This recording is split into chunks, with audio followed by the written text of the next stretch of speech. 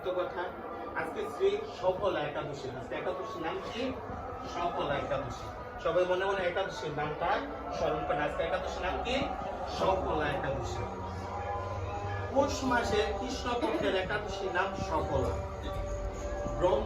ব্রহ্মাণ্ড পুরাণে যুধিষ্ঠির শ্রীকৃষ্ণ সংবাদে এই একাদশীর মাহাত্ম্য বর্ণনা করেছেন। যুধিষ্ঠির বলিলেন, হে প্রভু, পৌষ মাসের কৃষ্ণপক্ষিয়া একাদশীর নাম, বিধি এবং পূজ্য দেবতা বিষয়ে আমার কৌতূহল নিবারণ করুন। শ্রীকৃষ্ণ বলিলেন, হে মহারাজ, আপনার প্রতি স্নেহবশত সেই ব্রত কথা বিষয়ে বলছি। এই ব্রত আমাকে যে রকম সন্তুষ্ট করে, বহু দান দক্ষিণা যুক্ত যজ্ঞাদি দ্বারা আমি সেই রকম সন্তুষ্ট হই না। তাই যত্ন সহকারে এই ব্রত পালন করা কর্তব্য। ভগবান কি সুন্দর কথা বলছে যে দান দক্ষিণা যজ্ঞ করলেও আমি এতটা সন্তুষ্ট হই না কেউ যদি একাদশী ব্রত পালন করে। পৌষ মাসের কৃষ্ণপক্ষিয়া একাদশীর নাম সফলা। নাগেদের মধ্যে যেমন শেষনাগ, পক্ষীদের মধ্যে গরুড়, মানুষের মধ্যে ব্রাহ্মণ, দেবতাদের মধ্যে নারায়ণ সর্বশ্রেষ্ঠ, তেমনি সকল ব্রতের মধ্যে একাদশী ব্রতই কি সর্বশ্রেষ্ঠ।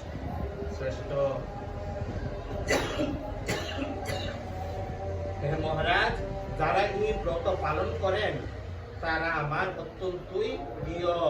তাদের এ জগতে ধন লাভ ও পরজগতে মুক্তি লাভ হয়। হাজার হাজার বছর তপস্যায় যে ফল লাভ হয় না, একমাত্র সফলা একাদশীতে রাত্রি জাগরণের বলে তা অনায়াসে প্রাপ্ত হওয়া যায়।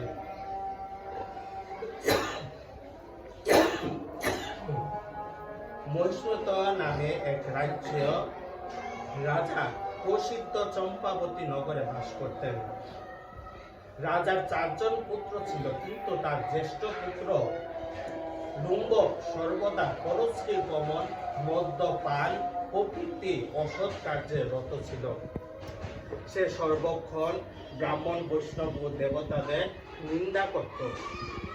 পুত্রের এই আচরণে ক্ষুব্ধ হয়ে রাজা তাকে রাজ্য থেকে বার করে দিলেন।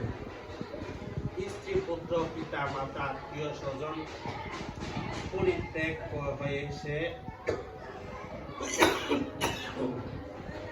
সে এক গভীর বনে প্রবেশ করলো। সেখানে কখনো জীব হত্যা, আবার কখনো চুরি করে জীবন ধারণ করতে লাগলো। কিছুদিন পরে একদিন সে নগরে প্রহরীদের কাছে ধরা পড়ল, কিন্তু রাজার পুত্র বলে সেই অপরাধ থেকে সে মুক্ত পেল। পুনরায় সে বনে ফিরে গিয়ে জীব হত্যা ও ফলমূল আহার করে দিন যাপন করতে লাগলো। ওই বনে বহু বছরের পুরনো একটি বিশাল অশ্বত্থ বৃক্ষ ছিল। সেখানে ভগবান শ্রী বাসুদেব বিরাজমান বলে বৃক্ষটি দেবত্ব প্রাপ্ত হয়েছে। সেই বৃক্ষতলে পাপ বুদ্ধি লুম্বক বাস করত। বহুদিন পর তার পূর্ব জন্মের অনুপূর্ণ ফলে সে পৌষ মাসের দশমীর দিনে কেবল ফল আহারে দিন অতিবাহিত করল। কিন্তু রাত্রিতে অসহ্য শীতের প্রকোপে সে মৃত্যুপ্রায় হয়ে রাত্রি যাপন করল। পরদিন সূর্য উদয় হলেও সে অচেতন হয়েই পড়ে রইল। দুপুরের দিকে তার চেতনা ফিরল। ক্ষুধা নিবারণের জন্য সে অতি কষ্টে কিছু ফল সংগ্রহ করলো। এরপর সেই বৃক্ষতলে এসে পুনরায় বিশ্রাম করতে থাকলো। রাত্রিতে খাদ্যাভাবে সে ক্রমশ দুর্বল হয়ে পড়ল। সে প্রাণ রক্ষার্থে ঈশ্বরের উদ্দেশ্যে ফলগুলি নিয়ে, হে ভগবান, আমার কি গতি হবে বলে অশ্রুপাত করতে করতে সে বৃক্ষমূলে, হে লক্ষ্মীপতি নারায়ণ, আপনি প্রসন্ন হন বলে নিবেদন করল। এইভাবে সে অনাহারে ও অনিদ্রায় সেই রাত্রি যাপন করল। ভগবান নারায়ণ